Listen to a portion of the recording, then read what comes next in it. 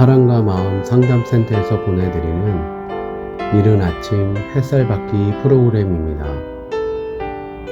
이 시간 하나님의 말씀을 통해 마음 치료가 이루어져 믿음의 안위함을 누리시는 시간 되시길 바랍니다.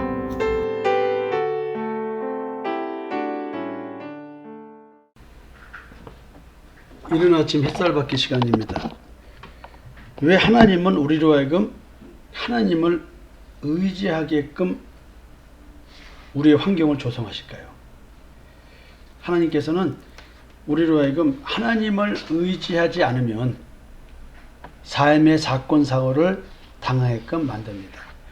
겉보기 육의 삶으로서도 그렇지만 영적으로는 더욱더 그렇겠죠. 성경은 끊임없이 세상적인 방식으로 표현하면서 영적인 이야기를 하고 계십니다. 오늘도 이어서 왜 하나님이 우리를 하나님을 의지하게끔 환경을 조성하시는가라는 주제로 이야기를 나눠보겠습니다. 두렵건대 네 마음이 교만하여 네 하나님 여호와를 잃어버릴까 하노라.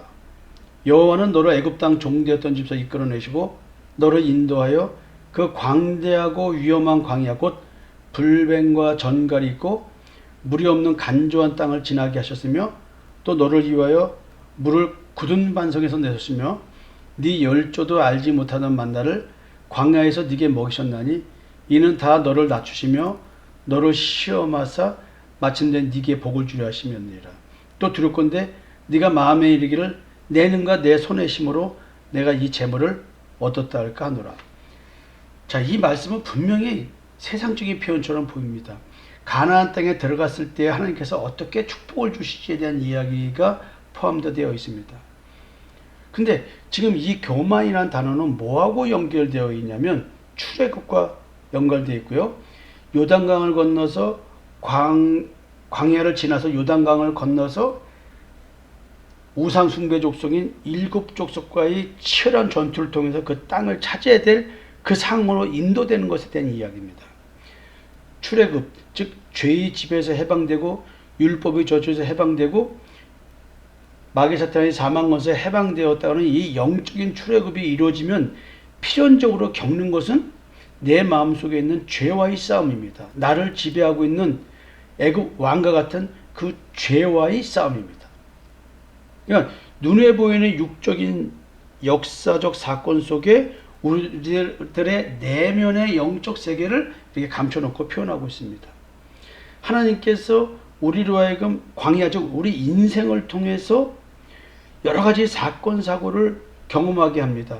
그 작던 크던 내가 경험하는 오늘 하루의 삶은 나를 시험하시는 하나님의 뜻이 숨어 있는데 내가 나를 낮추고 내가 하나님 앞에서 어떤 존재인지를 깨달아서 하나님의 말씀으로 나를 조명해서 성령의 역사로 내가 조명이 돼서 즉 흑암인 내 마음속에 혼돈과 공허와 같은 내 마음에 빛이 비춰져서 예수 그리스도의 생명의 말씀이 비춰져서 예수 그리스도의 십자가 대속의 은총에 대한 깨달음의 이야기가 비추어져서 내가 나를 볼 때, 내 마음의 상태를 볼 때, 마음의 눈이 밝아져가지고 내가 내 마음 상태를 보고 느낄 때 이게 이제 하나님께서 나를 시험하시는 건데 이걸 통해서 나에게 복을 주신 것이 바로 뭐냐면 안식이거든요. 죄와의 전쟁이 끝나고 평안한 삶을 누리는 것. 죄의 집에서 벗어나서 자기 결핍을 채우려고 살아가는 그 자기 결핍이 선이 돼서 그것을 추구하고 살아가는 우리들, 하나님과의 관계도 내 결핍을 채우고자 하는 것과 연관돼서 탐심과 정욕과 연관돼서 움직이고 있는 나, 이걸 보게 만들어서 하나님 그 자체를 바라보게 만드는 그 복, 그리고 자기 옳담으로 자기를 정죄하지 않는 자기 수용의 복을 갖게 해주는 것이죠. 자, 이런 것들에 대한 얘기가 지금 하나님을 의지하는 것과 연관되어 있습니다. 그러면서 이제 오늘 읽어드린 본문 중에서 마지막 말이 뭐냐면 지금 이 재물을 내 힘으로 얻었다라고 말할까 두렵다는 거예요. 이 말은 뭐냐면 안식은 내가 만들어낸 것이 아니라 하나님이 주시는 것입니다. 가나안 땅에서의 전쟁을 치르는 것은 내 몸이지만 승리하게 해주시는 것은 이미 하나님께서 승리하게 해준 그 결과를 확인하러 갈 뿐입니다. 우리가 예수 그리스도가 내 안에 들어오시면은 이 전쟁은 끝난 겁니다. 그렇지만 나는 내 마음속에 죄와의 싸우는 그 고통을 경험하고 가는 겁니다. 왜냐하면 십자가에 죽어가는 고통과 무덤에서 내가 어떤지 존재를 깨닫는 그 사망의 몸을 깨닫는 거기서 믿음으로 부활해서 나오는 거거든요. 이것은 하나님께서 전적으로 해주시는 100% 은혜입니다. 주님의 십자가의 대속의 은총으로만이 가능한 재물 얻음. 하나님께서 해주시는 재물인데 내가 했다고 생각하는 게 자기의 의와 믿음의 의에 대한 얘기를 또 숨겨놓고 있습니다. 자, 하나님은 분명 택한 자에게 축복을 주시기를 원하십니다. 그리고 분명히 그 축복을 주시는 분이 하나님이시라는 진실한 고백을 듣기 원하십니다. 또한 축복으로 주시는 이 세상의 물질로 표현되는 것들, 이것이 내 것이 아니고 하나님의 것으로 여겨서 하나님의 사랑으로 이웃을 향하여 손을 펼쳐야 됩니다. 그러나 이를 따르지 않을 때 하나님께서는 재앙을 내려 주신 은혜를, 주신 열매를 거두어가는 것입니다. 이게 영적인 원리입니다. 주신 것도 주신 목적대로 쓰지 않을 때 하나님이 거둬가십니다. 이 영적 원리가 변할 수 없는 것이기에 하나님은 지금 걱정하고 계신 겁니다. 하나님이 세우신 공의를 스스로 무너뜨릴 수 없기 때문에 하나님은 그 사랑하는 자식일지라도 징계를 할 수밖에 없다는 것이죠. 그래서 하나님은 잊지 말라고 하시는 것입니다. 그러면서 또 몇 가지 말씀을 또 해주십니다. 인간이 아무리 노력하여도 성공을 보장받을 수는 없습니다. 나의 노력의 결과를 얻는 것도 큰 축복이겠죠. 왜냐하면 노력한다고 다 결과를 성공적으로 얻는 건 아니니까요. 그것은 믿지 않는 자들의 삶입니다. 왜냐하면 세상 임금인 사탄은 하나님의 도우심 없이 인간 스스로 노력하여 인생의 목적을 성취할 수 있는 것을 보여주기 위하여 네가 열심히 살고 노력하면 성공할 수 있어 라고 그 증거를 만들어내서 세상 사람들에게 보여줍니다. 믿는 자도 나도 저렇게 열심히 살면 저렇게 얻을 수 있네 라는 그 심리를 갖게 만듭니다. 따라서 하나님의 도우심 없이 하나님을 의지하지 않고 살았던 인생으로 성공하였다면 이는 하나님의 백성이 아니고 그의 형통한 삶은 그 자체가 죄악이라고 성경은 말하고 있습니다. 내가 얻은 열매는 하나님을 의지한 결과여야 됩니다. 하나님은 풍부함을 주시기 전에 그의 교만을 낮추십니다. 여기서 풍부함이 겉보기는 지금 물질, 세상적인 것으로 표현되어 있지만 이것은 이 풍부함은 믿음의 부요함입니다. 세상에서 가난한 자를 택하사 믿음에 부요하게 하시고 하는 이 풍부함입니다. 이런 자들은 이미 교만이 없어진 상태입니다. 왜냐하면 하나님 앞에 내가 어떤 존재인지를 깨닫기 때문에 그렇습니다. 자기 능력으로 일을 할 수 없다는 것을 깨닫게 하십니다. 자기 능력으로 자기의 의는 세울 수 있어도 그 자기의 의는 먹지 못할 가시덤분과 엉겅퀴 같은 저주받은 마음에서 나오는 것이고요. 진짜 축복받은 마음의 땅은, 저주에서 해방된 마음의 땅은 성령의 열매를 맺게 되어 있습니다. 그래서 이것은 하나님의 능력으로만 가능한 것입니다. 그래서 하나님을 의지하지 않으면 어떠한 일도 할 수 없다는 것을 하나님은 알게 하십니다. 그런 다음에 오직 기도 속에서 이런 일들이 진행되게 하십니다. 네 하나님 여호와를 기억하라. 그가 네게 재물 얻을 능을 주셨습니다. 이같이 하시면 네 열조에게 맹세하신 언약을 오늘과 같이 이루려 하십니다.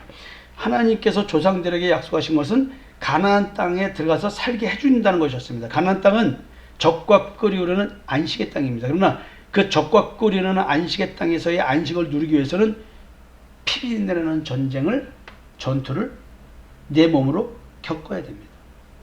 그러니까 재물 얻을 등 세상에서 가난한 자를 택하사 믿음에 부유하게 하시고라고 하는 이 믿음의 재물, 이 얻을 능력을 우리에게 주셨어요. 예수 그리스도의 십자가의 대속의 은총을 믿는 믿음이 바로 그 능력이겠죠. 왜 하나님은 우리 보고 하나님을 기억하라, 잊어버리지 말아라고 말하고 가실까요?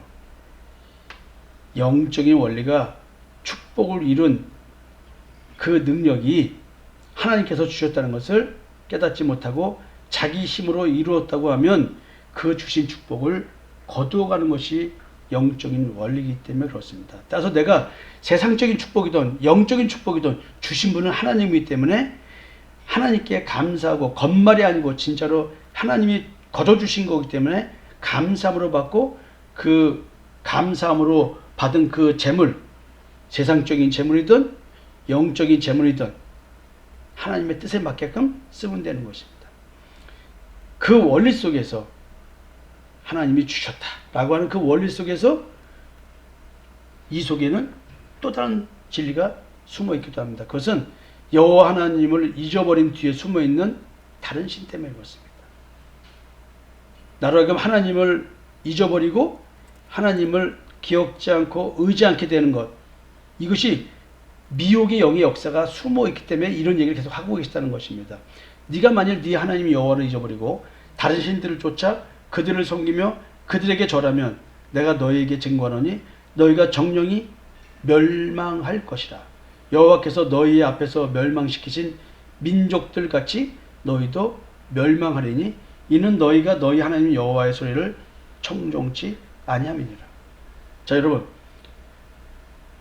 다른 신은 미혹의 영은 우리로 하여금 예수 그리스도의 십자가의 대속의 은총을 믿는 믿음의 의, 예수 그리스도의 그 의의 옷을 입지 못하고 자꾸 한쪽 양말을 벗게 하든 뭐 웃도리를 벗게 하든 자꾸 이런 식으로 자기의 의를 추구하게 만듭니다. 선악을 알게 한 남의 열매를 먹은 그 존재로 돌아가게 만듭니다.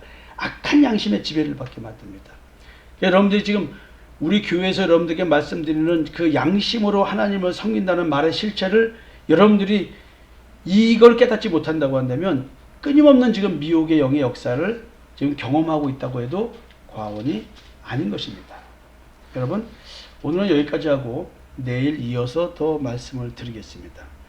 하나님은 왜 하나님을 의지하게 할까요? 하나님은 왜 우리로 하여금 하나님을 잊어버리지 말고 기억하라고 할까요?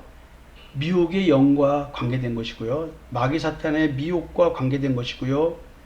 다른 영이 미혹하는 그 신앙생활, 율법적 신앙생활, 행위적 신앙생활, 몸으로 내가 신앙생활하면서 몸으로 육체적으로 느끼는 그 감각적 신앙, 이것이 바로 미혹이기 때문에 그리스도를 향한 진실하고 깨끗한 마음에서 벗어나서 우리로 하여금 부패하게 만드는 마귀의 미혹의 전략이기 때문에 하나님 지금 이렇게 강조하고 계신 것입니다. 그래서 재앙도 주신 것입니다. 오늘도 한번 내가 24시간 매 순간 하나님을 의지하고 살아가는 믿음의 사람인지 생각해보는 하루 되셨으면 좋겠습니다. 감사합니다.